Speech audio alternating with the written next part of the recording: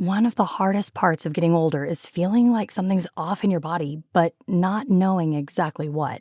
It's not just aging, it's often your hormones too. When they fall out of balance, everything feels off. But here's the good news. This doesn't have to be the story of your next chapter. Hormone Harmony by Happy Mammoth is an herbal formula made with science-backed ingredients designed to fine-tune your hormones by balancing estrogen, testosterone, progesterone, and even stress hormones like cortisol. It helps with common issues such as hot flashes, poor sleep, low energy, bloating, and more. With over 40,000 reviews and a bottle sold every 24 seconds, the results speak for themselves. A survey found 86% of women lost weight, 77% saw an improved mood, and 100% felt like themselves again. Start your next chapter feeling balanced and in control. For a limited time, get 15% off your entire first order at happymammoth.com with code NEXTCHAPTER at checkout. Visit happymammoth.com today and get your old self back naturally. Taxes was feeling so stuck.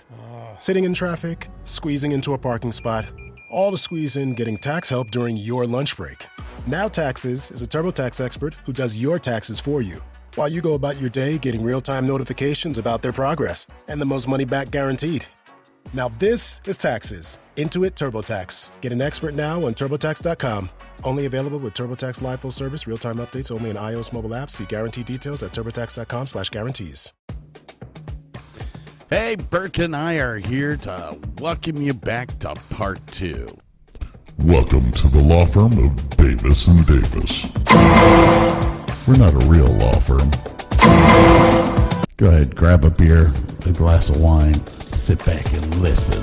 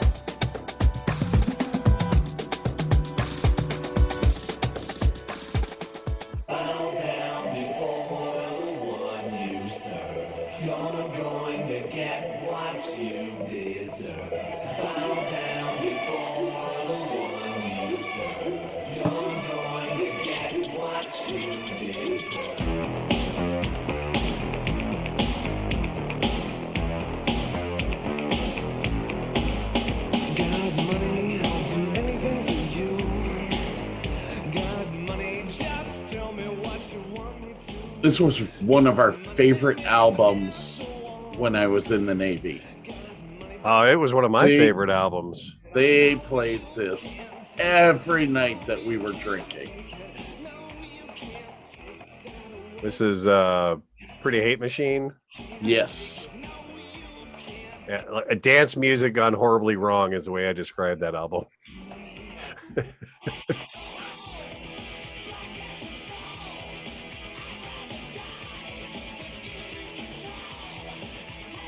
I had the NIN sticker on the back of my 94 Civic for forever.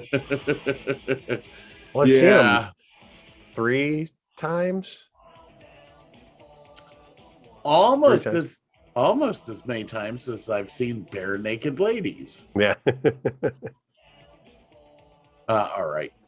So we are into our Batman review. Well, the Batman 2022. The Batman.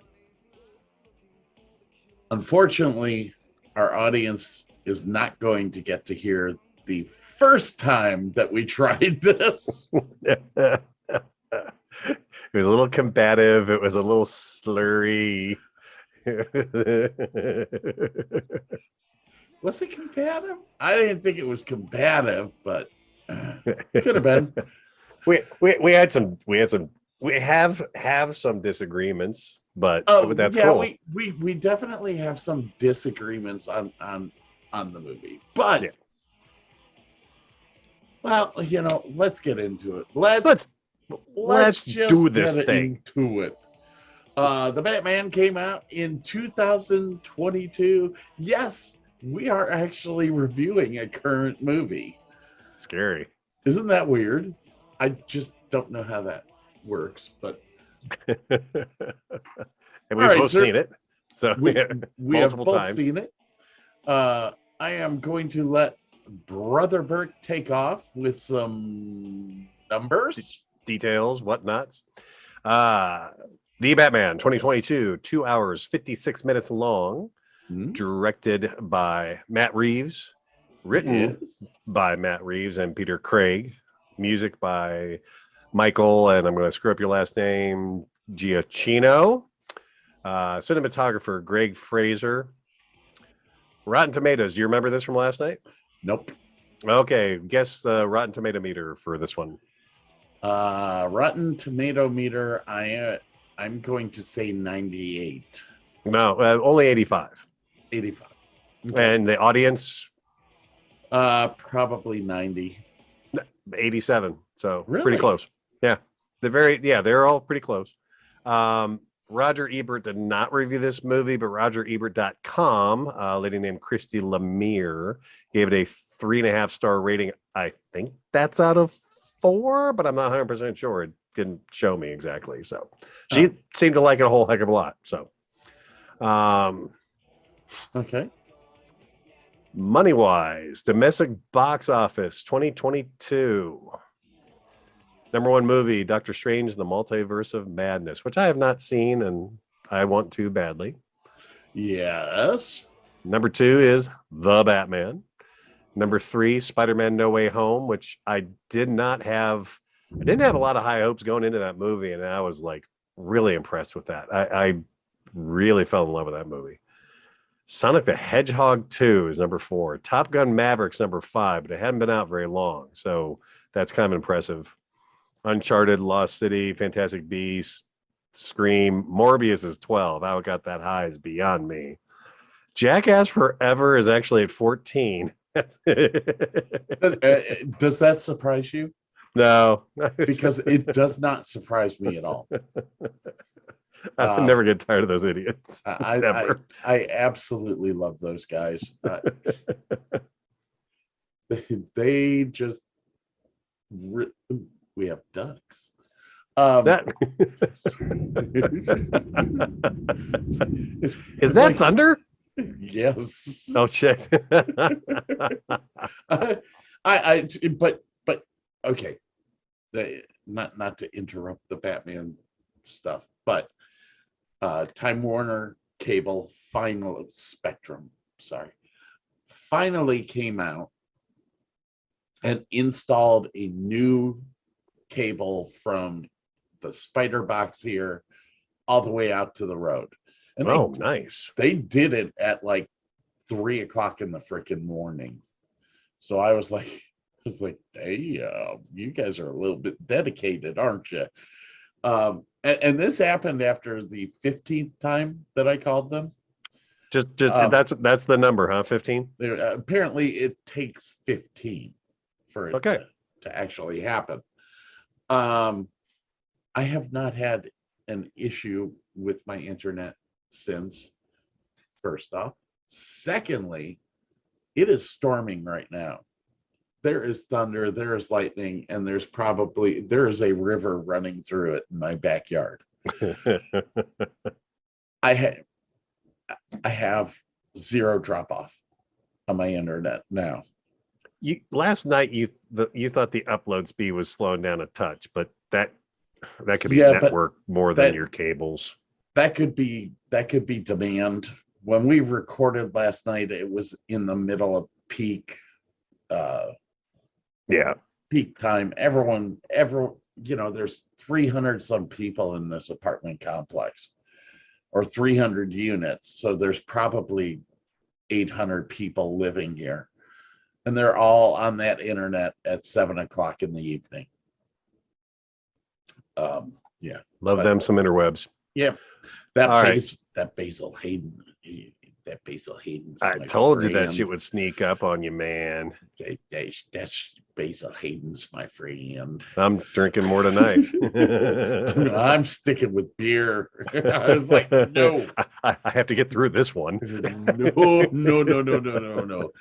Plus, I have to work tomorrow, so I do too. Beer so. only. Just a couple of quick things that I was writing down as I was watching the movie. What? Yeah, but you didn't say the best movie that was on this list, which was Death on the Nile. Death on the Nile was 16th. Two above Downton Abbey. Death on the Nile. It's an Agatha Christie Poirot murder mystery. It's fabulous. They brought back what's his name from the other one? The guy who was in the Harry Potter movies, who directed Thor. Yes, he played the professor who was the pompous professor who was all about the looks and taking pictures and yes. Okay. On that note, that was all I wanted to say was but it was because it's Death of the Nile. Death of the Nile. Death of the Nile. Death of denial. Oh, Death of the Nile. The Nile. Left of denial. It's been a long day.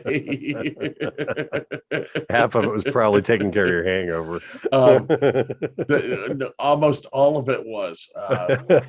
It seriously killed me. It was evil. It's worse every year, doesn't it? It really does. Oh. I hate to say that because I know we're getting older, but fuck me running. I just no, it's not fun anymore. No, it's been on the brutal side. All right, so these were just I have 5 notes that I just kind of wrote down as I was watching the movie. When Batman walks up to the Penguin's car after the big chase, it is kind of reminiscent of old westerns. I mean, like if you listen to the sound effects, it almost sounds like he has spurs on when he's walking up to the car and it's all upside down and backlit with the orange and everything. And I was impressed with Zoe Kravitz's performance, and I really haven't liked her in anything yet. She just seems kind of, I don't know, stilted or stale or whatever, but I liked her performance. Okay. And I also love how in this movie, the Wayne family legacy isn't as squeaky clean as it is in some of the other portrayals. The hallway scene. The one hallway scene when the Batman goes into the nightclub and he's going down this hallway and it's completely dark and it is lit only by machine gun shots. That to me was just a beautifully well done scene. It kind of mirrors the shot from Rogue One at the very end of Rogue One in the hallway where all of a sudden it's dark hallway and it just gets lit up by Darth Vader's lightsaber.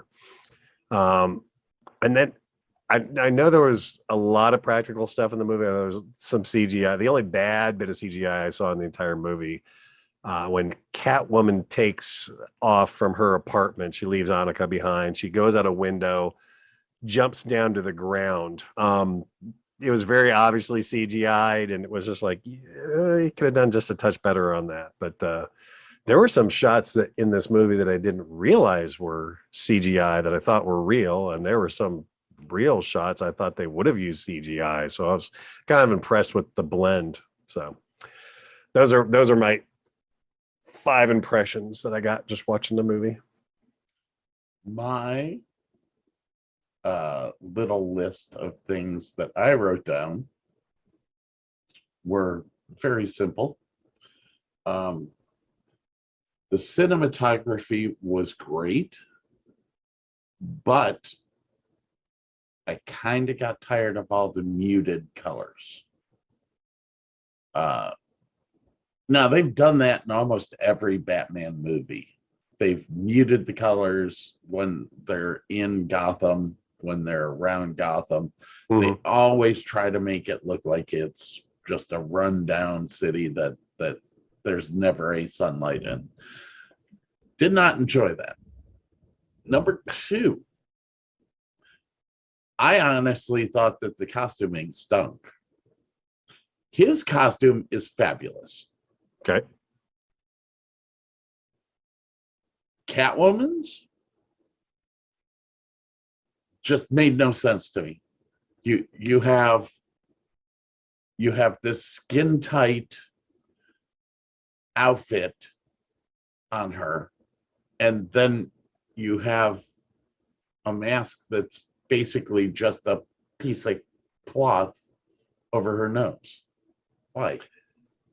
And I think we were talking about this last night. I was maybe offering up it could be that this is year 2 for Batman. Yeah, This is very early on, and maybe early on in both of their careers. I mean, you claim she's got a $10,000 motorcycle. She could have stole it. She is a thief, but she may not have. She may just go for functional. Like, if you're gonna go into somebody's house and steal stuff, do you get bespoke gear? No, you buy the same hat that 10,000 other people are wearing, and you cut it out, and that way they can't trade it. I don't know. There's probably reasons for it. I've never found out exactly why, but I mean, she wasn't Julie Newmar looking for any, no.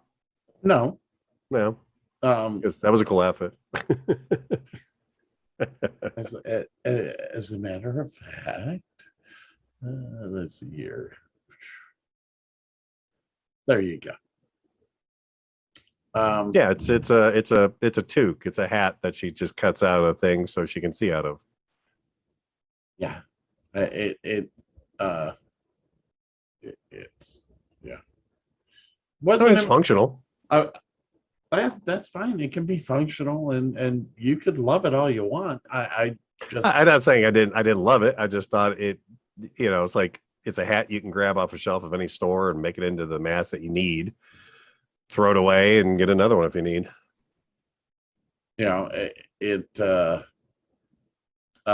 And I did do some research. We did have a discussion last night about the suit that she was in. It is made out of leather. Oh, okay. So you've got a person in $1,000 worth of leather, and she's wearing a $5 hat. Well, she might have stole the outfit. She's a thief. I will say this: in that movie, that girl needs to eat. Get that girl a sandwich. That girl need more than a sandwich. If you're getting her Subway, better get the double meat.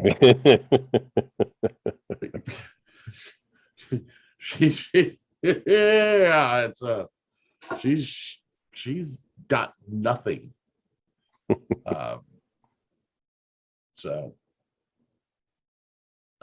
Anyways, I did enjoy her performance. I thought her performance was really, really good in this. And I've never really seen her act before, so I didn't know if she was going to be a good actress or not. Now, Robert Pattinson's acting in this was phenomenal. I was very worried because he is a skinny, he's a twink. Forgot about that. Yes, folks, don't look that up on Google. He's a twink. But he did work out quite a bit for this movie. And once again, it is, the beginnings. I wouldn't expect him to look like old man Batman, like the Affleck version is kind of that at the end of Batman's career look. Right. And this is very much the beginning of his career. Like he doesn't even really call himself the Batman. They refer to him as Vengeance more often in the film than anything else. Yeah, and I was trying to get that sound bite for the show today. Hey, Vengeance. I'm Vengeance. Which, okay, I understand. This is Batman's second year of being around. Whatever you want to say. Don't care. Jim Gordon in this, we see Jim Gordon more as a police officer than the commissioner. Well, he hasn't been promoted to commissioner yet in this Not movie. yet. He's and, lieutenant. And it was very interesting to see how they built that up. I love Jeffrey Wright to death.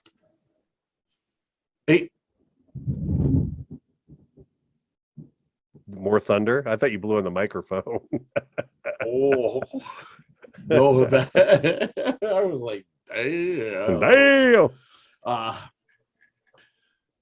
Yeah, he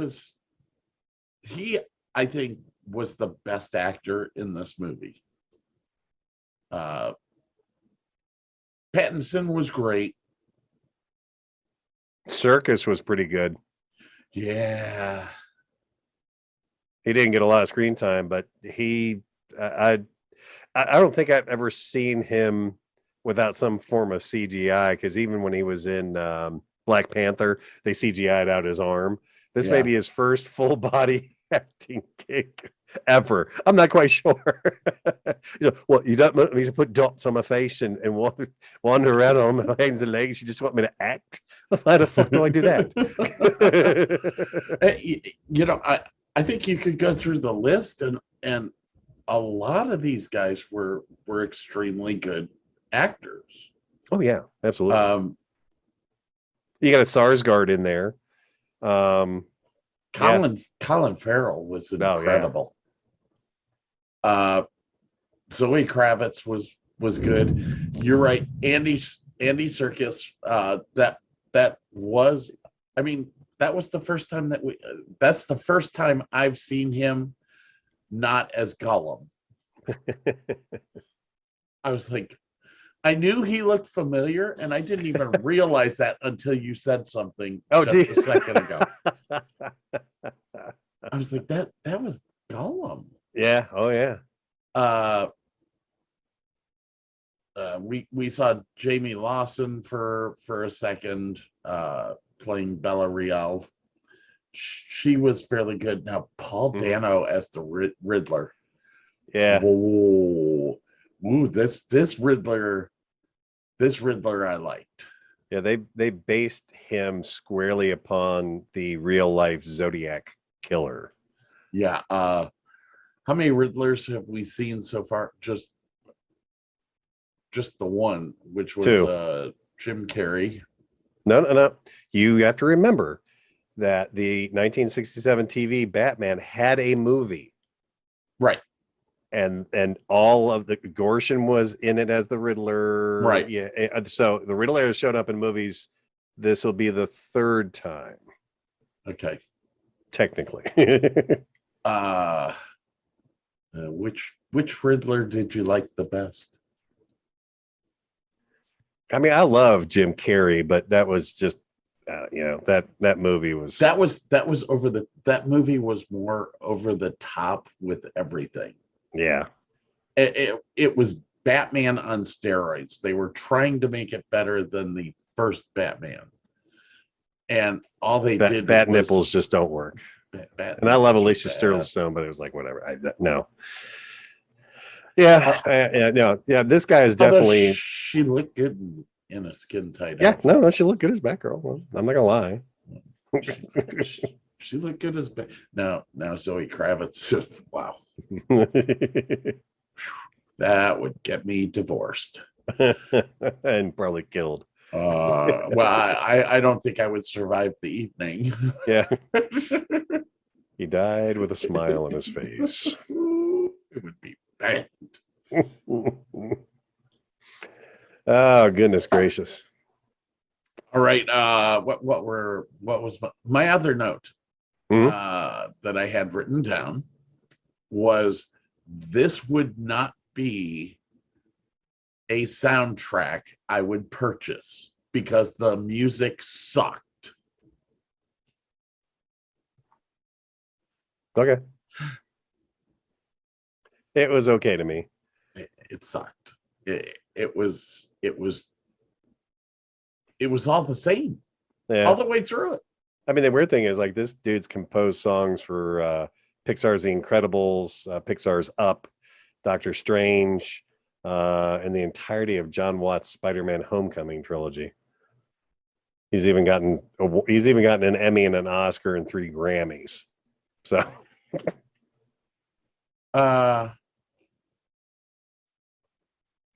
okay. But people like what they like. It was okay. I mean, I really didn't notice much of it. I thought it was interesting how they used Ave Maria a couple times in the film, and the Riddler's theme was actually like Ave Maria in a minor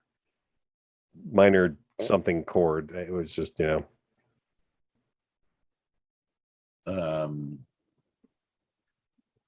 Yes. What was the other note that I had? The scene in the coffee shop. Oh yeah. I did write down that I actually loved that scene. I loved the cinematography where the camera is coming up over the coffee cup. Oh yeah. And just kind of curving. No, it's a beautiful shot because it pans in straight first, then does a perfect arc up on top. It looked like, I saw a picture of the rig they used. It was pretty cool because it looked like it was on a track, and then it had a big perfect circle that it ran up on. It was a cool shot. There, you mentioned the fact that there was several times that CGI, you thought CGI would be used and it wasn't. The chase scene, the jump over the exploding trucks, was a real car. Yeah, that was all in camera, real stuff going on. Scott is shooting up his nose. I'm getting text messages from somebody. Well, it's not me. And secondly, what'd you think of the Batmobile? So I kind of liked it. And I know you expressed you did not like it at all. No. The things I liked about it were, like, if you are a billionaire, you could build a $5 million car, but guess what? Everybody would figure out, wait, who's got enough money to build that car? Oh, him. And I guess there was a backstory about how right after he lost his family, he had gotten into illegal car racing, and this was a car that he had built up little by little, and then he took it to another level. And this was basically a battering ram. It didn't have a lot of goodies in it. It was just basically a battering ram with an engine in the front and an engine in the back. Yeah. It was just brute, raw. They used this Charger initially for the body style. I mean, it was heavily modified, but I don't know. I kind of dug it, man. I the sound effects on it were good. I'm kind of a sucker for that realism. I love the Nolan stuff because it's grounded in reality. Like, it could happen. You can say, that's plausible. That's plausible. That car was kind of plausible. So, okay. Before we go any further, I guess since we haven't done this yet, and we probably should have done this first. Here is the synopsis of the synopsis that the press release sent out. Okay. Excuse me. Mm-hmm. From Warner Brothers Pictures comes Matt Reeves' The Batman, starring Robert Pattinson in the dual role of Gotham City's vigilant detective and his alter ego, reclusive billionaire Bruce Wayne. I'm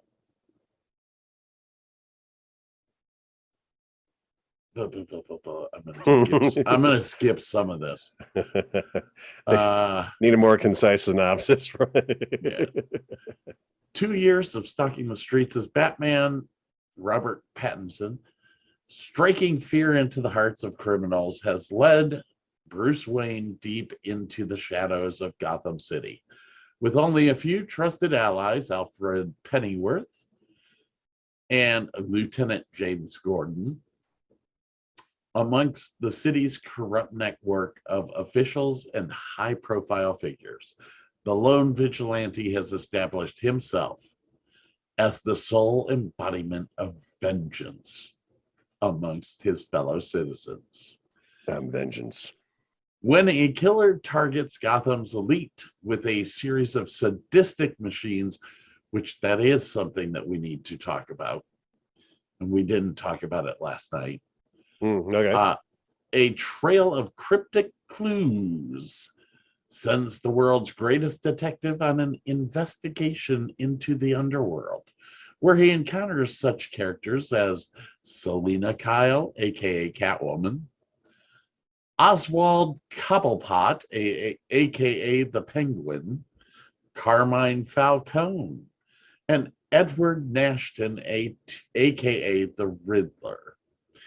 As the evidence begins to lead closer to home and the scales of the perpetrator's plans becomes clear, Batman must forge new relationships, unmask the culprit, and bring justice to the abuse of power and corruption that has long plagued Gotham City.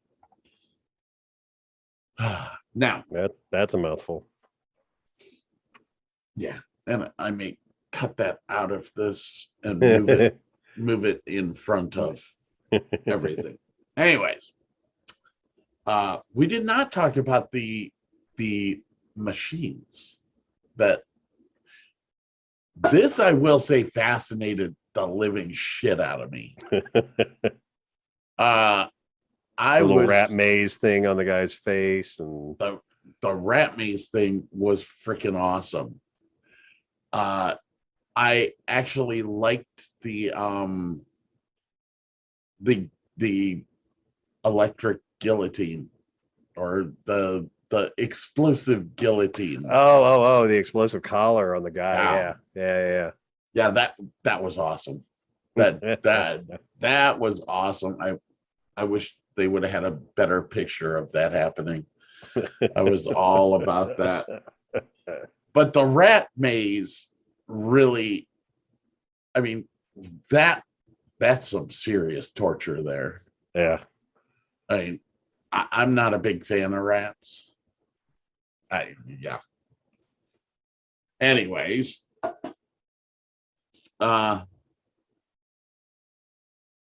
this was a great look into Alfred and the relationship between Alfred and Bruce, which I don't think the other movies ever really went into how Alfred was. Nolan's touched on it from time to time, but yeah, this one was a lot more the father figure kind of thing going on. Which I liked a lot. All right, I've gone through all my notes. Oh geez.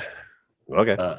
Well, last night we figured out that you have a lot of technical stuff to discuss. Yeah, I'm gonna try and not bore you with a bunch of this stuff. I've got a few more notes here, like the Riddler and the Batman were specifically written with Paul Dano and Pattinson in mind. Pattinson saw,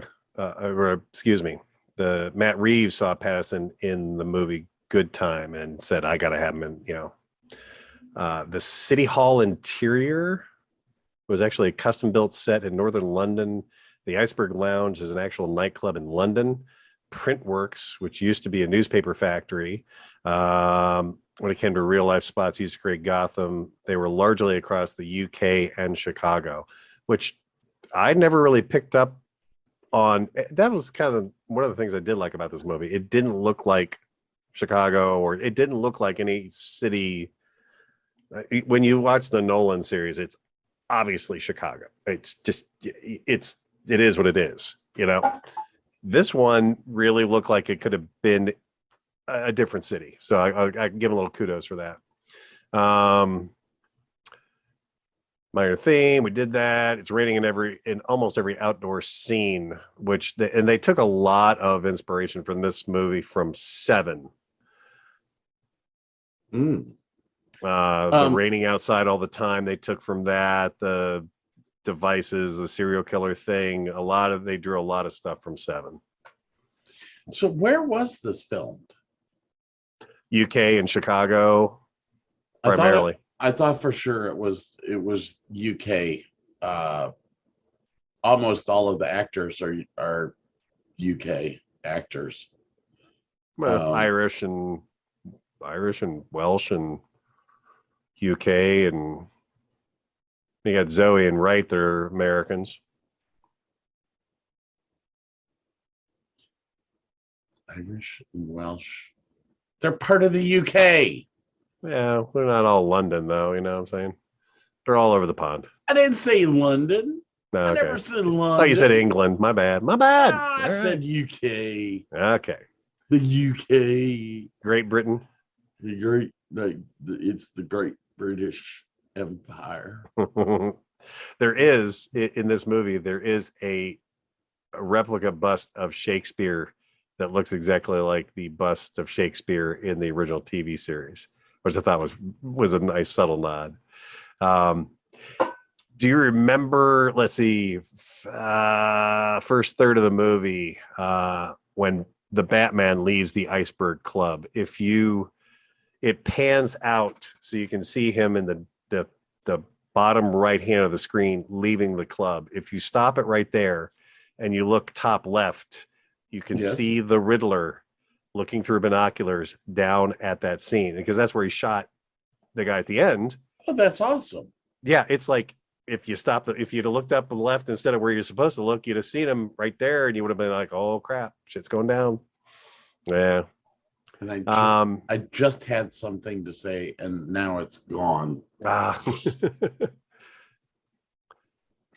Go on. It'll come back, I hope. In the Riddler video that shows the dirt on the Wayne family, there's a cease and desist letter that's shown real quickly from the Miller and Moore LLP law firm, which is a nod to Frank Miller and Alan Moore, the comic writers who wrote The Dark Knight Returns and The Killing Joke, which I thought you would appreciate. Most definitely. There's a couple of actor-inspired things, like the guy who played Carmine Falcone. He bought his own vintage sunglasses on his own volition, rationalizing that Falcone needed to have his own mask to contrast with the Batman. And I know let's see, Pfeiffer, Halle Berry, and Anne Hathaway were nothing but supportive of Zoe Kravitz's portrayal of Catwoman, so they all gave her a thumbs up. DeVito was actually very supportive and personally approved of Colin Farrell's taking up the mantle of the Penguin. You said you liked the Batman's outfit, and they kind of heavily based that on Batman Noel and Batman Damned artists Lee Bermejo. He was proud that the film's Batsuit took heavy inspiration from his design, so he was very pleased. Have we talked about Corridor Crew before on this channel? No, I don't think so.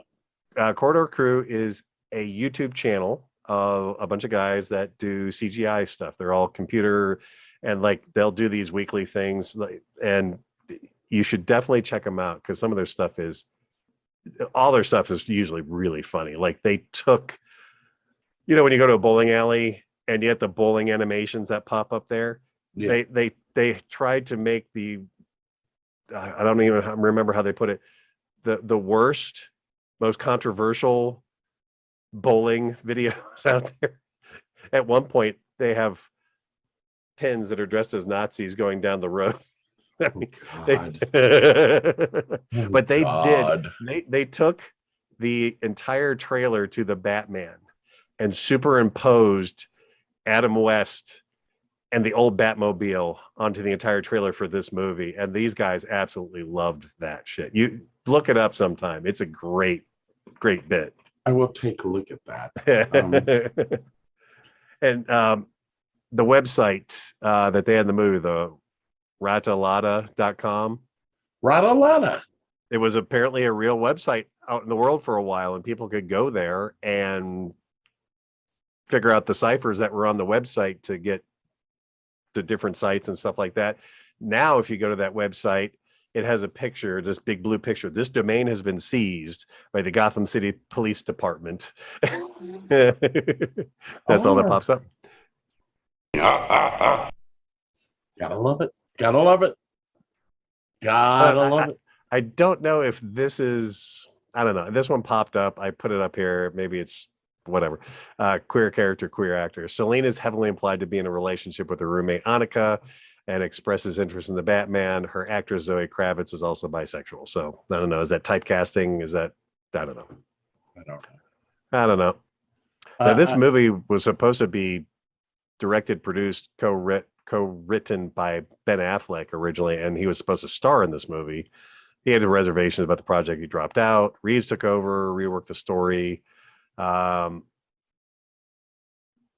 Reeves drew upon Batman: The Long Halloween and its sequel, The Dark Victory, by Joseph Loeb and Tim Sale, which featured Batman hunting a serial killer.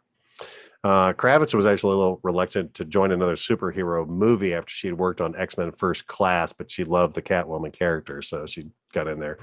Colin Farrell looked to the Godfather character, Fredo Corleone, for inspiration. And he worked with a dialect coach named Jessica Drake, and I looked into her real quickly. She's been a dialect coach in the movie since 1989. And she's done movies like Forrest Gump and Saving Private Ryan, which I thought that was kind of interesting too. Life is like a box of chocolates. They got that from the kid. They really didn't have the Forrest Gump voice down until they cast the kid who played Forrest as a young kid. And Hanks was like, I'm just going to imitate him. His voice is fantastic. Yeah, that was it. That's gotta love it. Gotta love it. All right. Something that we forgot to discuss as well was, let's see, domestically, it made $369 million so far. Opening week, it made $134 million. Now, impressive numbers. I'm happy for them. I don't think it would have been quite as much in a year where there were, usually there's 3 times the amount of movies in theaters that there are right now. It's just we're that post COVID shit, and the movies are going to take a while to. This movie was put on hold for weeks and months because of COVID. So it could have been out, if that hadn't happened, this film would have been out a year and a half ago. Well, so internationally, this film has made $401 million so far. Not too shabby. And worldwide, $770 million. Nice. This is going to be $1 billion movie before it's a year old. That's nice. Awesome. That's awesome. All right. Is there anything else that we need to discuss about this movie? I got 3 more pages of crap on here. What are you talking about? Well, you're gonna have to get to that 3 pages of crap after the break. The break. All right, kids. What is it? What is it I need us to go out on here? At least you're past your depression rock from last night. And just because you said that.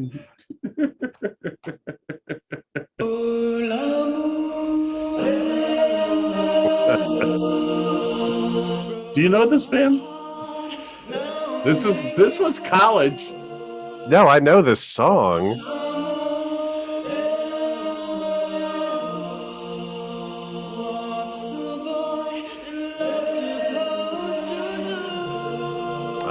It's not coming to me, but I know the band.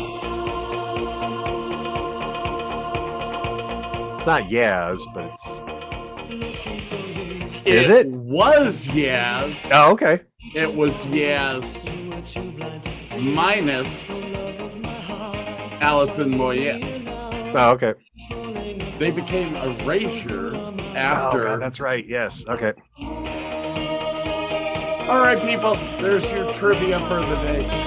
See you soon. Do that.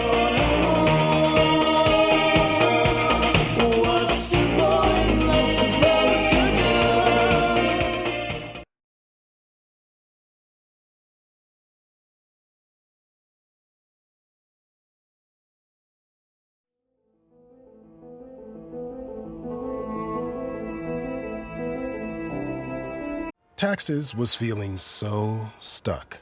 Sitting in traffic, squeezing into a parking spot, all to squeeze in getting tax help during your lunch break. Now Taxes is a TurboTax expert who does your taxes for you, while you go about your day getting real-time notifications about their progress and the most money back guaranteed. Now this is Taxes, Intuit TurboTax. Get an expert now on TurboTax.com. Only available with TurboTax Live Full Service, real-time updates only in iOS mobile apps. See guarantee details at TurboTax.com/guarantees.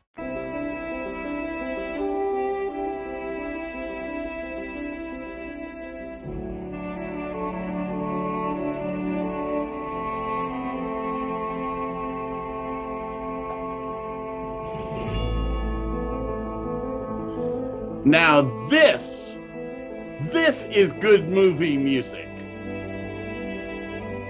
Don't they use this in a commercial for like alcohol or something? Well, they do now, but it's from The Good, the Bad, and the Ugly. Okay. This is the theme song in Ennio. What was his name? Ennio.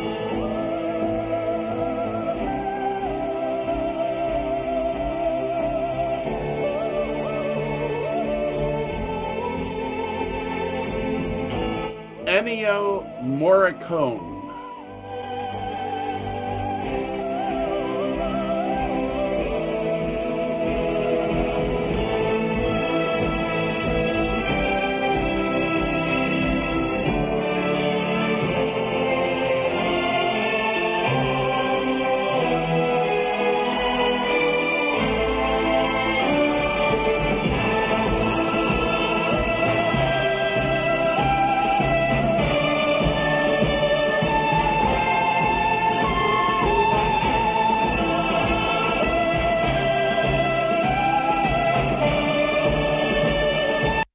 All right, that's enough of that.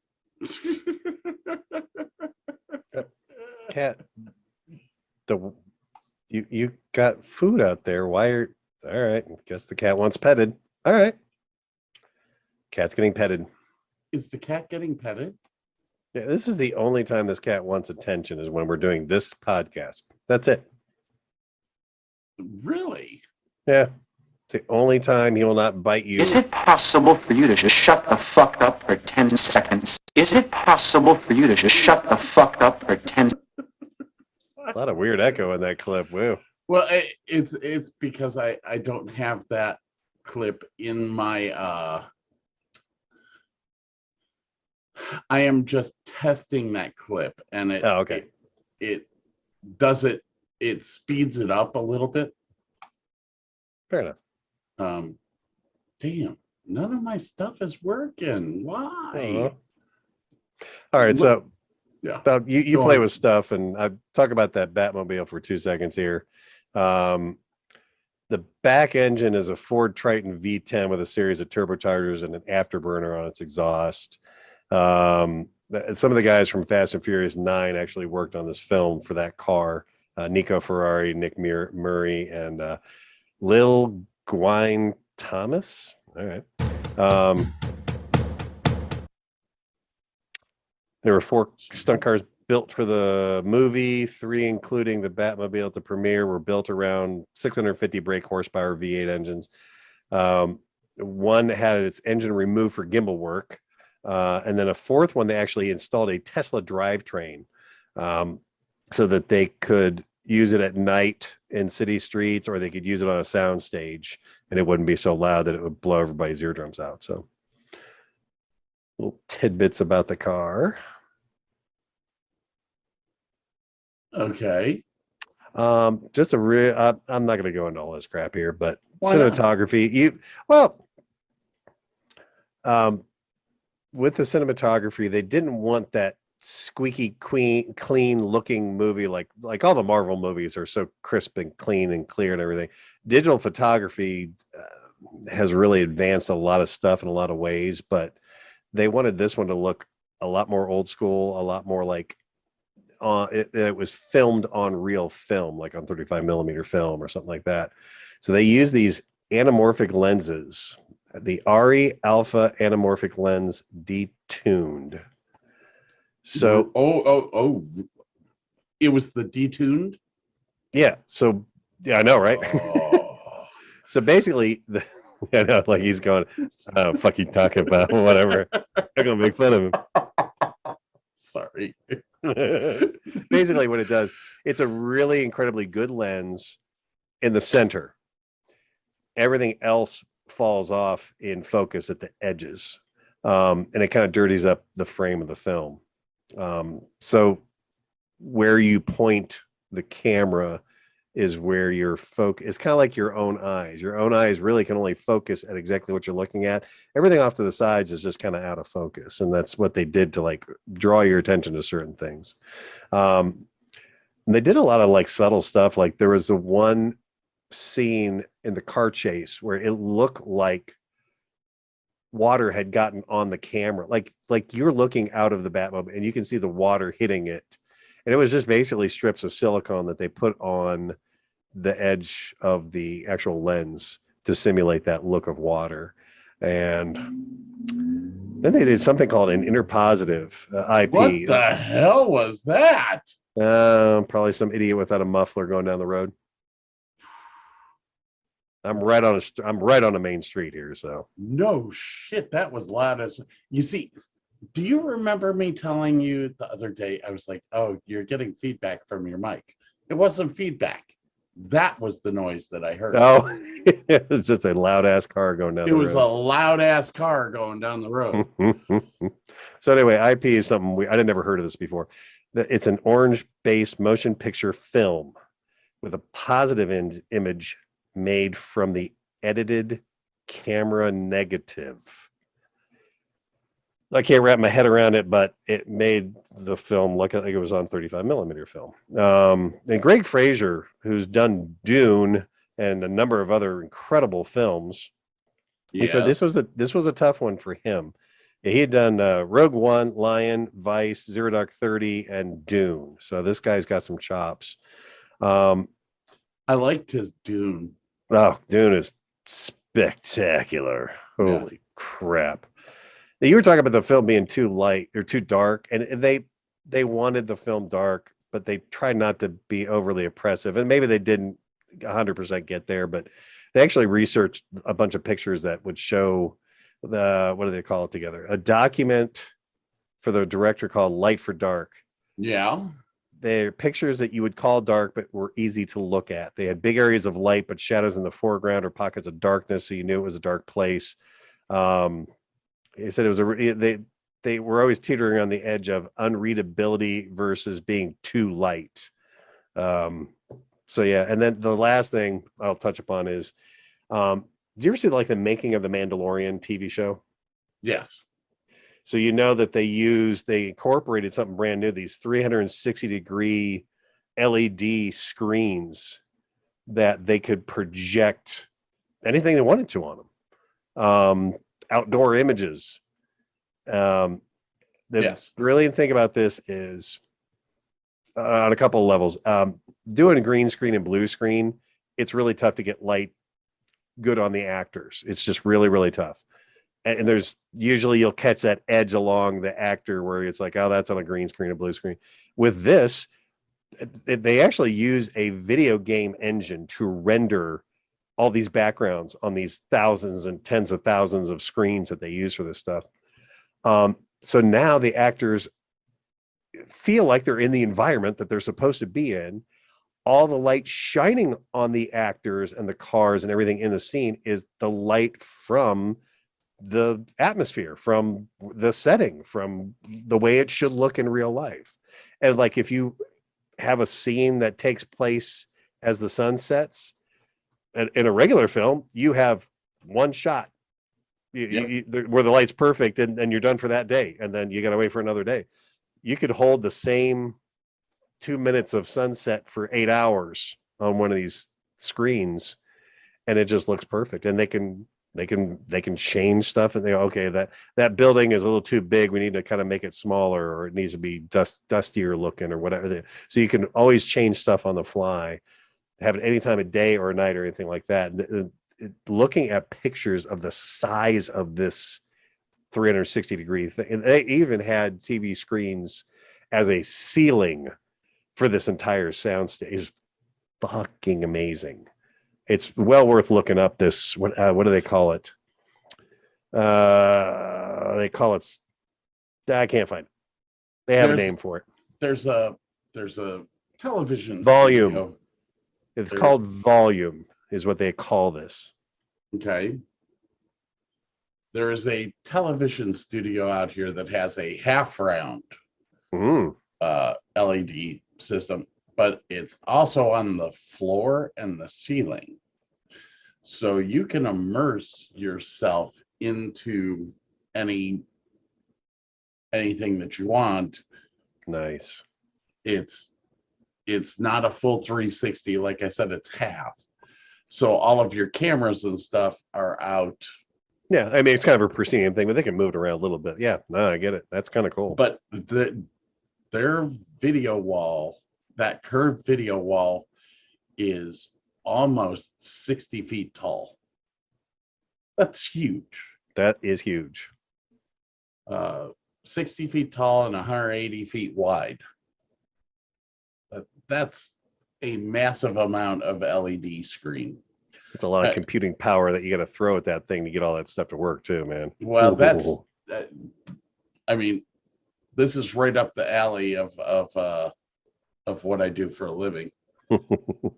And I mean, I think our video wall back 10 years ago when we bought it was $200,000. And that's a 20-foot tall by 40 feet wide. This is much, much larger than that. Can you hear my fan? No, can you hear mine? No. Okay, we're good. I just looked over and realized that my fan is still running. I was like, oh, fuck. Nope.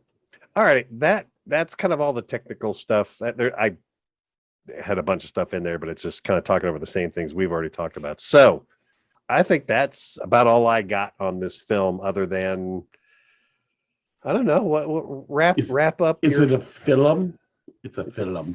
Film, like a filament. It's part of a filament, just a film. It's just a film. Okay. Well, you had some very heated thoughts about this film last night. Have you tempered some of those thoughts this morning, or? I'm toning it down, and we are to the point where we have to do our final summation of what we think of this film, and then place it onto a shelf or in the box behind the counter. Now, I do want to bring out, because you had issues with this film that it didn't follow any of the comic book stuff very well. That was your biggest issue. Okay, last night that was my biggest issue. I will say it again. Actually, I was planning on cutting that piece out of last night's. It doesn't follow any of the comic books. It doesn't have anything to do with the comic books. It's kind of like the director of this film watched a bunch of Batman movies and decided to make his own. Okay. And that I do have a problem with. I don't like it when movies go off script of what that is. Guardians of the Galaxies, prime example. Great film series. adheres to the comic book. It lives by the comic book. This doesn't. So that was a big turnoff for me. Myself as a person who collects comics, who loves comics, who would basically, I mean, comics were my life at one point. Comics and D&D, I loved it. I still love both. Surprising you ever got laid.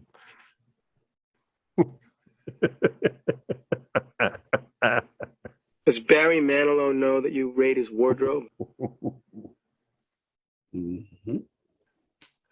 Now let me ask you. So And when I find her, I will marry her. Never! And things I will be happy and my curse will be lifted. You can go off and rule the universe from beyond the grave. Indeed! Or check into a psycho ward, whichever comes first, huh?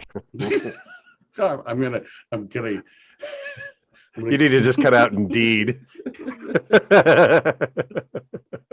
Okay, let me ask you this question then. Okay. All of the Batman movies that have been on the big screen, do they all then adhere to the comic books faithfully? No, they don't Okay. all. Okay. But I don't know. I've not. I was never a DC person. I don't think I've read a single Batman comic or anything ever. So, okay, like the Dark Knight, the movie series. Mhm. There's actually a Dark Knight comic series that okay. it is based off of, and it's more of an evil Batman. It's one of my favorite comic series that came out because it was a dark Batman. Now the original Batmans, the first ones, were really more set up like the first movie, like the Michael Keaton movie. They were very cognizant of sticking to what the comic was. Now, I understand a movie series is not going to be able to survive off of the comic series alone. They can't. Right. You know, you're gonna run out of material at some point in time. Superman, the Supermans that we have now are not like the comics at all. Captain Marvel, Captain America. Mm-hmm. I mean, that film was almost like taking 50 comics and smashing them together. and that's just, I guess I'm a purist is what you would call That's it. cool. I wanted to ask you that question specifically because I wanted to say, you were kind of hating on the film last night, but I wanted you to like take a step back into, okay, as a movie, and let's say you'd never seen a Batman comic book in your life, as a movie itself, on just its technical aspects or whatever, the Sure. prettiness or whatever, did you enjoy it?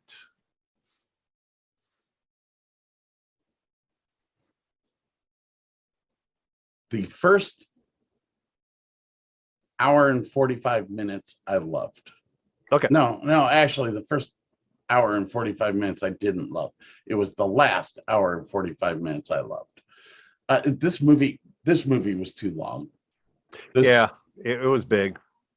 This movie, they really could have made 2 movies out of this. And I think everyone would have been happy. Yeah. This brings me back to the problem with the music.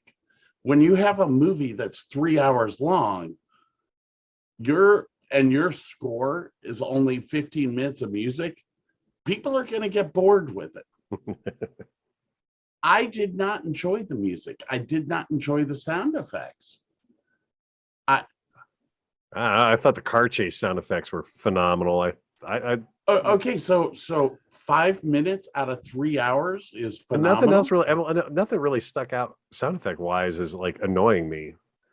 I wouldn't- Sometimes that's my metric is like, did I notice it? Why? Because like if you notice it because it's an awesome sound effect, it's like, well, okay, that was it took me out of the movie. I would not say that it is the sound effects that bothered me. Okay. I used the wrong term. Okay. Here's what was bothering me. The vamp through the entire film over and over and over again. It was the same thing. It was the same thing all the way through.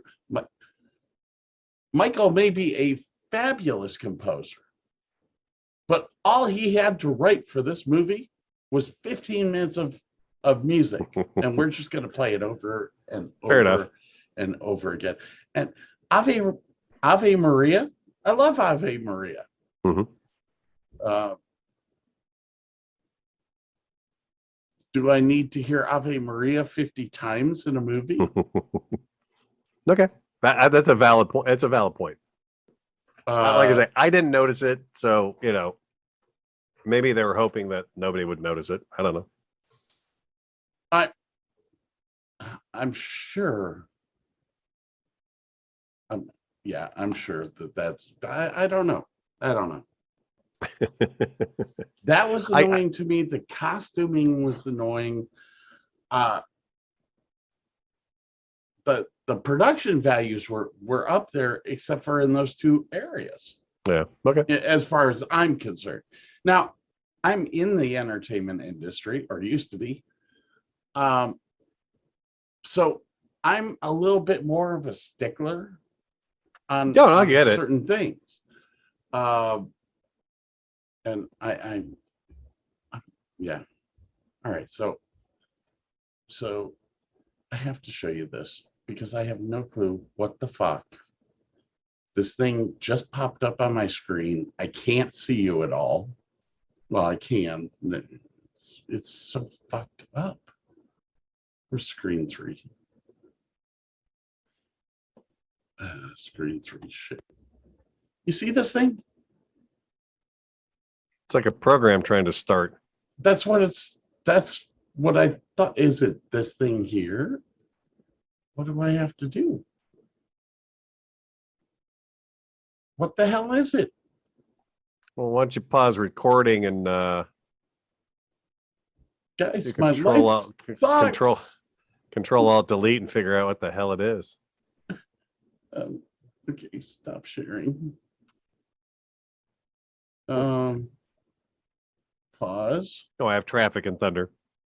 I have traffic and thunder. It's not feedback.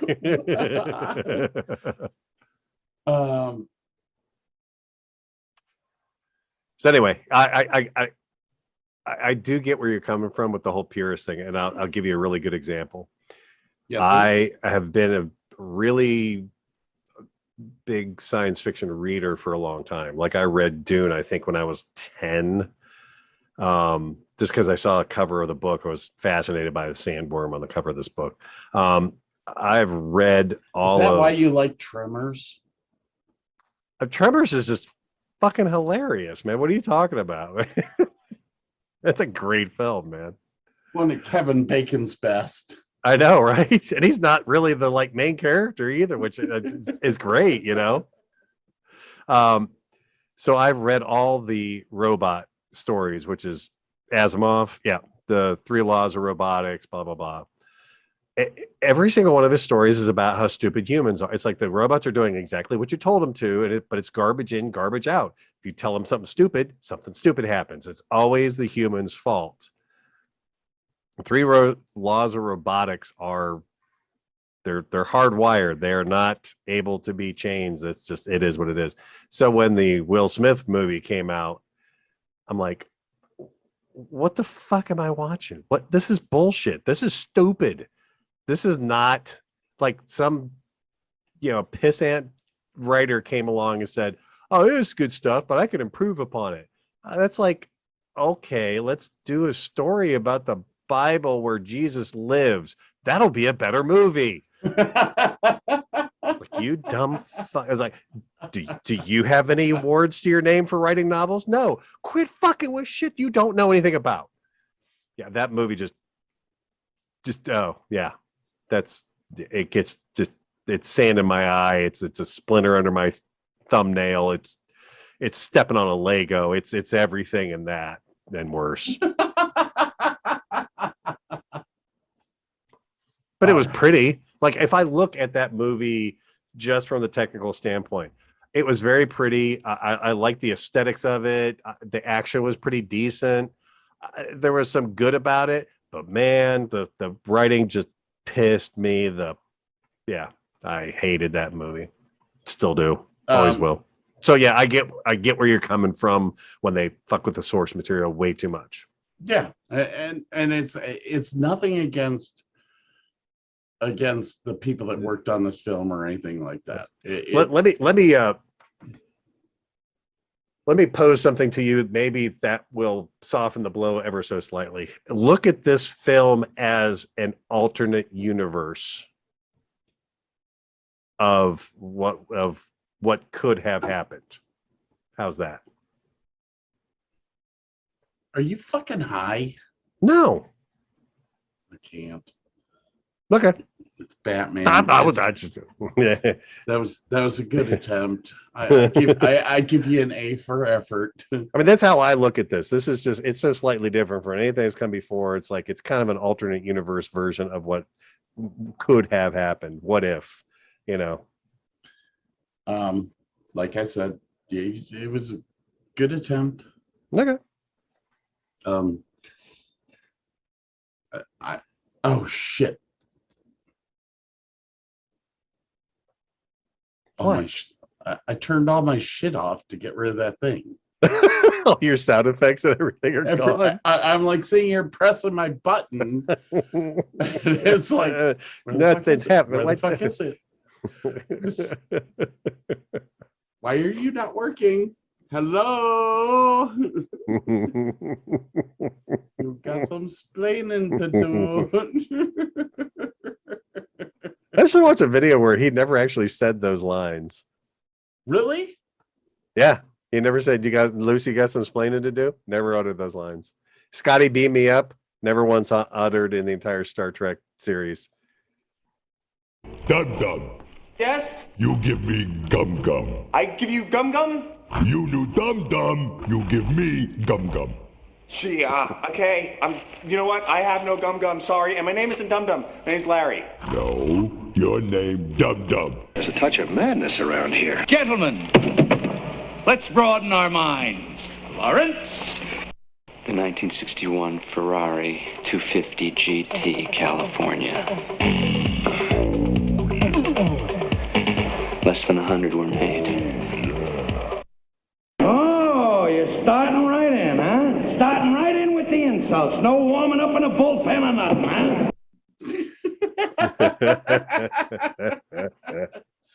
All right. I think there was another illusion. I think that the one picture in the art gallery that Jack Nicholson did not destroy showed up in this film on, I think it was in the Riddler's apartment, actually. It was like the boy in blue. Was that it? Whatever, the one picture in the original Batman movie that where he throws his cane up and says, "No, I kind of like this one." That one showed up in this movie also, just as a quick brief on the wall appearance in one of the scenes. You all know the Bible is made of testaments old and new. You've been told it's just those two parts, or only one if you're a Jew. But what if I were to tell you there's a fresh third part out there, which was found by a hip new prophet who had a little Donny Osmond flair. Have you heard of the all-American prophet? The blonde-haired, blue-eyed voice of God. He didn't come from the Middle East like those other holy men. No, God's favorite prophet was all-American. I'm gonna take you. Okay. That has got to be from the Book of Mormon, the South Park. Correct. The South Park. Yeah. The Book of Mormon. That is from the Broadway version. That episode on South Park was brilliant. Absolutely brilliant. Oh my God. I mean, because you heard the dum dum dum in the background, the whole thing, and at the very end, smart. You're like, ah! Wow. Oh, you in trouble, dum dum. You better run from a till of the hun. See you later, dum dum.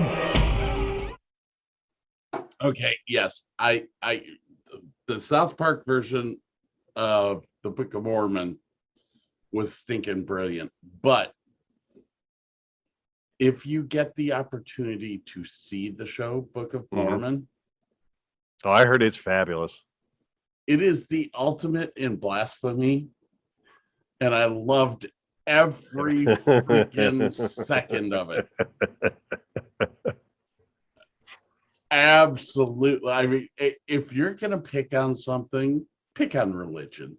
It just works every time. All right, you know what the difference between a religion and a cult is, right? And honestly, this is just the honest thing. If the guy who wrote the tax break, no, if the guy who wrote the book is dead, it is now officially a religion. If he's still alive, it's a cult. That's it. That's the only difference. Isn't that how Scientology started? Yeah, and when L. Ron died, it became a religion. It was basically a cult, and then all of a sudden he died. It was now it's a religion. He's dead. It's a religion. Yay! I'm telling you, Jesus was a smart mother. Died early and got it going. Fast track that shit. He got that tax break right after he. Going straight to hell. Yeah. Oh man, I've been going to hell for the past 30 years. You're just adding the frequent flyer miles onto your ticket at this point. So here. Okay. So I guess we need to. Need to shelve this bad boy. Yeah, we need to do our summation and shelve this bitch. 5 being the worst, top shelf, or number 1 being the best. And there's case behind the counter. Right. Clear box with the lock. Only the manager's got the key. Yep. Nope. So far, not one movie has made it into the box yet. Nothing we reviewed. We've kind of agreed of a couple of trilogies that reside there because of their awesomeness. I think Lord of the Rings was one of them. Yes, and we will do our that is on my list of deep dives. I want to do a deep dive on that's Lord like of weeks. The Rings. That's like weeks of stuff, man. Dude, I'm figuring that's a month. Yeah, that's a month's shows. But the thing is that we have seen them, so that kind of makes it a little bit easier. You can kind of do a quick once over of everything that's in there. But I also think that Star Wars needs to be done. Now, truthfully, I've been bouncing this around in my freaking head. There's a lot of room there, so I've been bouncing this around in my head for a little while, and shut up. I just caught that.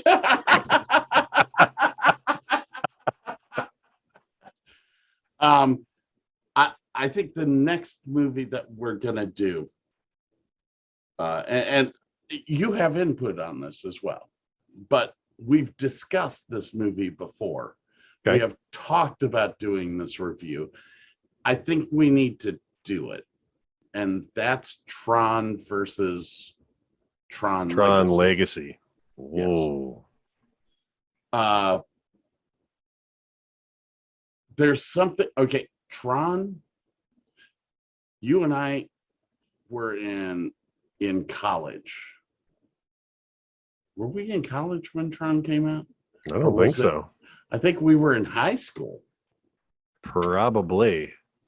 I think that was like 1984. I can't spell, apparently. I know that Tron, brother, please. I know that Brother Burke is looking it up for us. 1982. 1982. I was in junior high school. Maybe you only saw it when you got to high school. I don't know. No, I went to the movie theater to see Oh, that. okay. I went like 14 times to the Medina movie theater. That movie will be in the box behind the counter. I will honestly, I'll tell you that right now. I'd have to really think about that. It's probably there. Yeah. I know that Lord of the Rings is in the box behind the counter. Yep. I think we figured the first 3 Star Wars were there. Yeah, the Star Wars trilogy, 77 the original one is in there. Hang on a sec. Hey, get out of there! You freaking in there! I'm gonna freaking kill you! Get out of there! It's got to be a cat or a duck. I'm not quite sure which. I'm gonna have to go back and see what your commentary was during that whole episode. It's either a cat or a duck. I'm not sure. Or a vagrant on your front door. I'm not quite sure. You know what's for dinner tonight? Duck à l'orange. more like kitty à l'orange. All right, my friend. I think we need to wrap this up, and you need to shelve this bad boy. Well, okay. My summation on this is still the same as it was last night, which is it is a good film. There were pieces you just couldn't get past, which I get. There are definitely pieces that I can't get past. The cinematography was phenomenal. Yeah. Costuming sucked. Music sucked. Not all the costume. Some of the costuming pissed you off. There's, I mean. Okay. We can go there. Yeah. All in all, is it a movie that people should see? Well, if you like 3 hours of the same music, go ahead, watch it. I am putting this on shelf number 3. Which is better than last night. Last night I put it on shelf 4, but today you and I discussed more of the technical aspect. That is the only thing that has boosted this film. It's not the costuming, it's not the music, and it is not the it's not the writing. I am interested though in seeing where this goes, because if this builds into the Batman that I love, then that's great. It sounds like they're going to do like what Marvel's doing right now. They're doing like offshoot series of like Gordon as a mini series and maybe Catwoman as a mini series. I don't know if they're going to do another film or not. I would like to see another film of this just to see where it goes. That's me. I would agree with you on that. As far as the offshoots go, everyone knows that Solo was one of the worst movies ever made. Yeah, but you don't have Disney, do you? No. All right, you're missing out, because like these miniseries that Marvel's been doing on Disney, some of them are phenomenal. The Loki miniseries was fucking great. They're now doing a miniseries called Kenobi, and it's Ewan McGregor as Ben, like after the Order 66 and before Luke was a young man. So it's like 10 years after, Order 66 basically. And it's really, really interesting. There's a lot of good stuff out there that's like offshoots of the movies. The Scarlet Witch was what did they call that one? That was the chickens.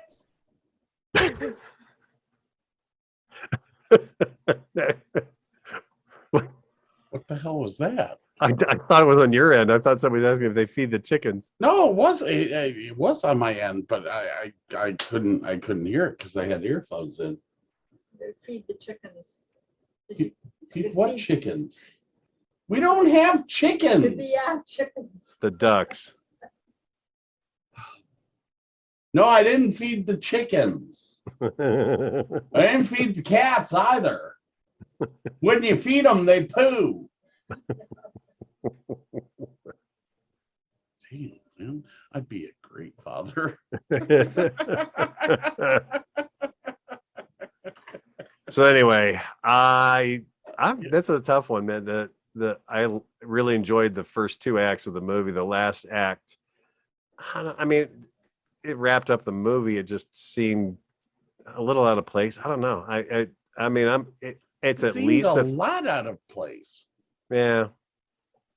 And the relationship between Catwoman and I was okay with that. I'm Batman? talking about just like, the dude turns himself in and and then we got the whole stuff with and that was the other bad bit of like either miniature or CGI when all the water's pouring into the city. It was like, that's not good. It's not, doesn't look good. So the last part of the movie kind of soured it for me. It's a solid 3. It's close to being a 2, but I'm gonna leave it at a 3. Okay, so we're both leaving it at a 3. Wow. I was really expecting more. I enjoyed Spider-Man more than this, and I'm not a Spider-Man fan. But that Spider-Man was really good. It was phenomenal. Johnny, what But I like this film. You know? Well, I could make a hat, or a brooch, or pterodactyl. Pick the wrong week to quit sniffing glue. Yeah, the Batman was let's just say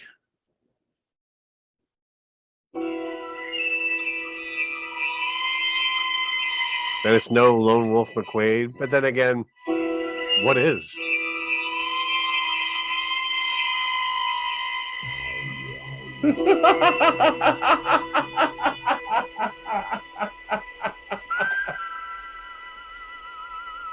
What's the matter, Burke? Did I turn it up too loud? No, it's what comes after. Oh. Here it comes. Or should I do it? Oh, your earphones are in. Should I do it for you? Best movie ever. I'm telling you, it's the only film in the box right now. Screw those Oscar winners. They don't know what they're talking about.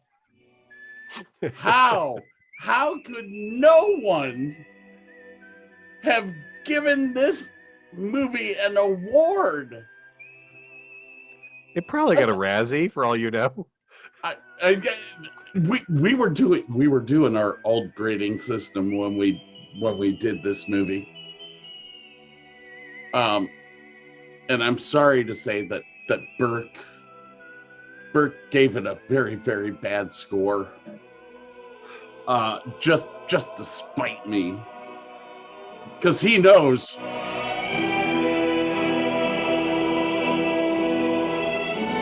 Best movie ever!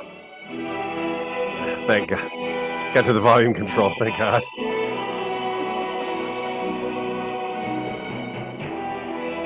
All right, I've had enough of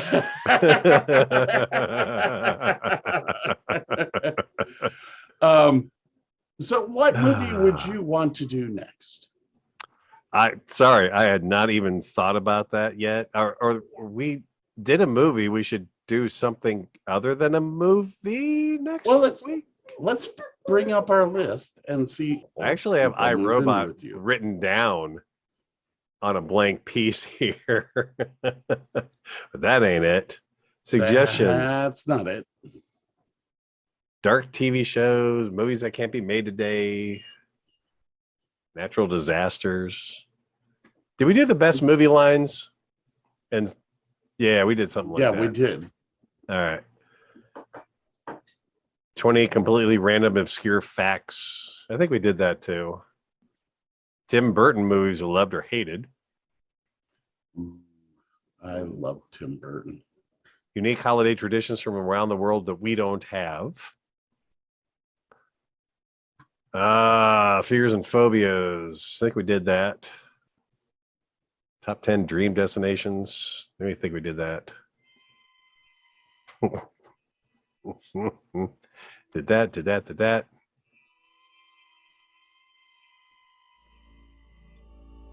10 cities in the U.S. you'd like to visit and have not. That's easy. I haven't been to any really good cities, so. 10 foods that you refuse to try or will never try again, and why? Anything with onions. I do not eat onions. Dropbox. Uh-oh. That's a big ass duck. I gotta quit feeding them things. Holy cow, dude. I don't know, man. Dark TV shows. Yeah. There you go. This down here. I thought we did childhood cartoons. No, we didn't do that yet. We haven't? I don't remember if we did.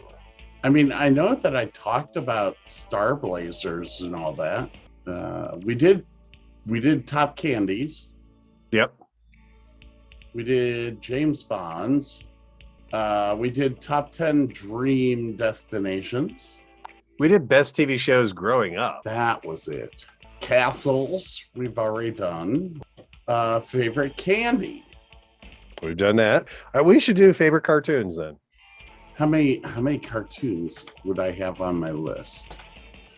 I would probably have more than 10, but why don't we try to keep it to 10 and see where it goes? I don't even think I'd have 10. You might start getting into it and realize there's more than that. I mean, did you ever watch Transformers on TV when you was a kid, or? No. Well, you said Star Blazers, and I watched Star Blazers. And it could be any cartoon. I mean, have you watched cartoons lately? What else did I watch? Like Ren and Stimpy? Tom and Jerry. Dude, hang on a second. This damn duck is going to sit out there and quack until I throw food at it. And this is the section where Scott gets to edit out more dead air. But he has to listen to my bullshit while he's doing it. That's right. He loves the ducks more than he loves the show. Oh, it's really hard living on a farm. All right, sir. It is your choice. Whatever you wish. I say we try for the cartoons. I mean, if it doesn't happen, it doesn't happen. And I think we should go over the Tim Burton movies. Kind of rate them as which ones we get out of my bourbon, cat. I will kick you across the room. Get out. It's better than a duck. Does the duck fuck with your bourbon? No, but they fuck a lot. Tim Burton movies. Top 10 Burton movies. And top 10 favorite cartoons. So cartoons or animated things. Because like the Hobbit movie, the original one was a Rankin Bass animated cartoon movie. Yeah, and that was actually good. So top 10 animated things. Okay. All right, we'll do that. Man. I don't know though. I like that dark TV shows. But you know what? I can't even think of a whole bunch of dark TV shows. Well, anyways, sounds like a plan. We're going to do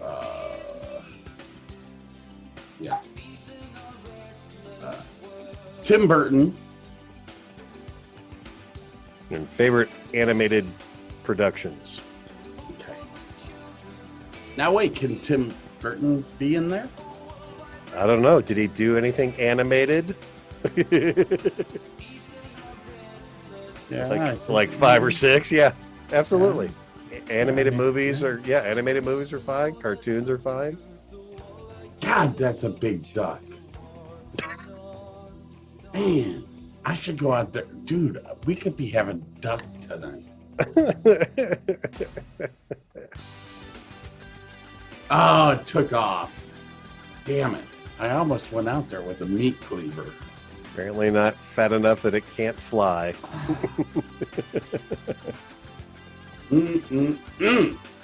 All right.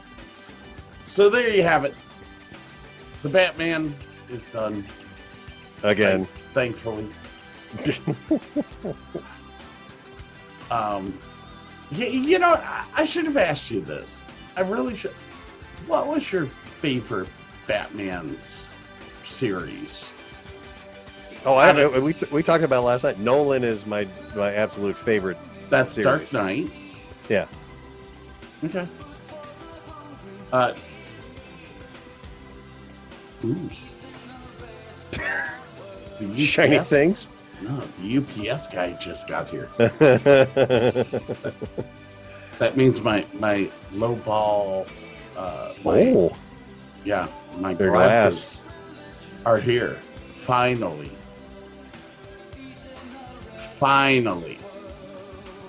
I canceled your order. I'm sorry. I'm not really sorry about it. You were like, I already have one. I was like, oh, I don't. I had nothing. Well, I was actually using my mother-in-law's Christmas coffee mug or something, or rocks. Oh yeah, that's right. Yeah. No, the one that I would get, Bert, is probably going to be personalized with our Davis and Davis show logo. Kind of like my Yeti. Like that, yeah, see? Yeah. All right, do you have anything else to say to those fabulous listeners that we have that really don't give a shit about the 2 hours and 17 minutes that we have gone and talked about a movie that really only needed 5 minutes? Look, we almost made it as long as the actual movie. As a matter of fact, I may add in shit from last night's show to make it the exact same length. The Zack Snyder cut of the exact same length of the movie that we just watched. Because that is 3 hours that I will never get back. No, I liked it. It's not one of my favorite all-time movies. I liked it more than you did. It's to me, it's almost a second shelf movie, but it's like, I don't watch it again. I was gonna say, if you liked it that much, why is it on the third shelf? That third act bugged me a little bit. I mean, that puts and right listening in to the you talk about the music, I'm like, yeah, the music did kind of, so I mean, my perception was a little influenced by your perception of it, and you went up because of you. Yeah, so I changed my opinion. It happens. So, I'm not saying don't go see this movie. It's worth seeing once, absolutely. And some people may dig it more than us, and I'm probably going to watch it again. I mean, it was pretty. I probably only watched the first like 2/3 of the movie because it which is much like when I watch Star Wars. What's the second one? Empire Strikes Back. Empire Strikes Back. When I watch that movie, I typically fast forward through all the Yoda on Dagobah thing because it doesn't do a damn thing for me. The Han Solo story is the best part of that, and it's the flying through the asteroid belt is one of my favorite all-time pieces of music in a movie ever. I watched it this morning. My daughter was listening to a TikTok, and the music from that scene came on. I'm like, fuck, now I gotta watch that. Damn it! It's like Cartman listening to "Come Sail Away." He's got to sing the whole song. You know. I really. I mean, okay. The next movies that we do is going to be Tron. We have to do that. It's probably. Yeah, I think that I will be very close to putting that in the box. But we have to do the Star Wars, and we have to do Lord of the Rings. And I know that they're gonna be long shows. I mean, you're talking multiple days. Oh yeah. But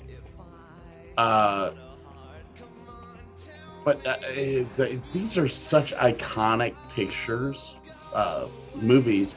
They have to be talked about. They're still viable today. Oh yeah. You know, I feel bad for these kids because they weren't around when these movies came out. It's also like the Harry Potter series. The Harry Potter series, every one of those movies is in the box behind the shelf. Name one that wasn't good. They were all good. I don't think they were all box worthy, but they were all good. First one was definitely box worthy. Oh yeah. Deathly Hallows. I was not. One or two. Well, I was sad that they split them up actually, because I think they could have made a 3-hour movie and had that whole thing done. They need to bitch about a 3-hour movie, probably. Prisoner of Azkaban was one of my favorites. It was dark. It was evil. That was great. Chamber of Secrets. Yeah. Was good. I said they're all good. Yeah. But what was it? The Order of the Phoenix was. That was the only one that I could sit back and go, this was kind of that. It was kind of the precursor to the Deathly Hallows. Yeah, I mean, it's like you needed the movie to be made to get to the ending. Yeah. So yeah. But the whole thing. Oh God, dude, we have to do a show about Harry Potter. Oh, God. The Horcrux.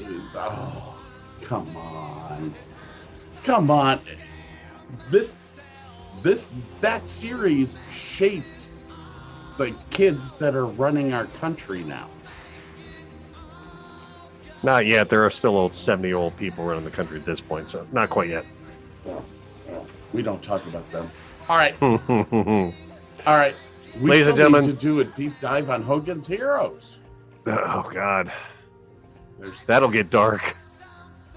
Well, I don't think so. I think. Oh no, you'll go down the rabbit hole. You'll be like, oh crap.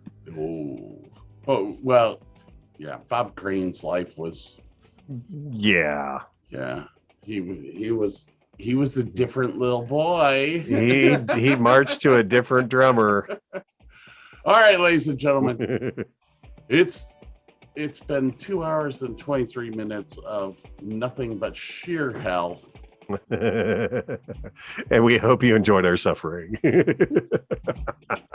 All right, everyone, we're out of here. Have a great night.